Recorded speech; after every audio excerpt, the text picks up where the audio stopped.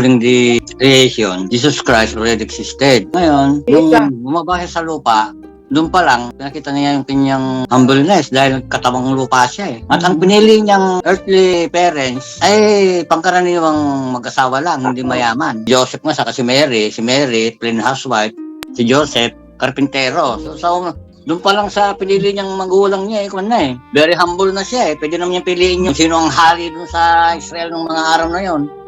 Pwede niyang gawin yon dahil Diyos nga siya. At nung ipinanganak siya, very humble na naman, napakababa na naman, yung napakababa siya ng gusto. Nung silang siya sa sapsaban, yung pakainan ng mga baka, kambing, sheep, di napakababa na naman. Talaga, yung pinakamababa sa lahat ng pinakamababa, laging yun ang kanyang pinupuntahan.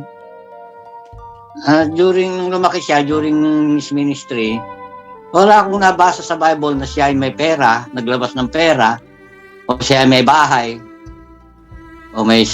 Wala siya. Walang unabis sa kanya. Napaka-humble niya, pero kaya niyang pakainin yung 5,000. Kaya niyang gumawa yung tubig, gagawin niyang alak. Pero hindi na gumawa ng pera.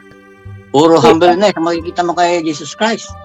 Magmula nung pinanganak siya hanggang sa siya ay nag-ministry, ang tinuturo niya, puro kababaang loob. Nung sinampal siya nung nung siya'y nililitis, sinampal siya sa mukha, inopar pa yung kabilang piso niya.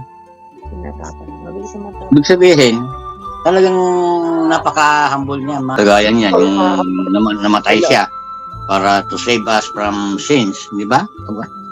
Pwede naman siyang lumipad. Kaya naman niyang lumipad at takasan yung mga humuli sa kanya. Pero hindi niya ginawa.